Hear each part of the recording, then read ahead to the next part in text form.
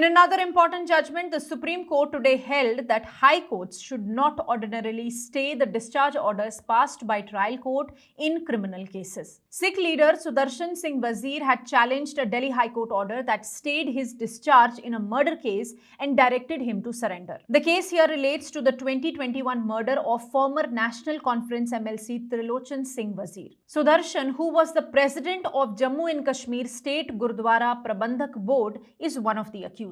In October 2023, the trial court discharged Wazir and 3 co-accused while retaining charges against 1 accused. The prosecution then approached the Delhi High Court to challenge this decision. In November 2024, the Delhi High Court stayed the trial court's discharge order and asked Wazir to surrender, stating that he could not benefit from an order that was under appeal. However, the court clarified that he could still apply for bail, which would be considered separately. A few days later, the Supreme Court took up Wazir's plea and put a temporary hold on the surrender order. It also paused the trial proceedings against him. Justice Oak had at that time questioned whether a discharge order could even be stayed, calling it completely unheard of. During the hearing, the Supreme Court had questioned the impact of Delhi High Court's ex parte stay on Wazir's discharge. It pointed out that stay effectively subjected Wazir to trial without setting aside his discharge, calling this absurd. It noted that this situation put Wazir on trial despite the fact that he had already been discharged. Also,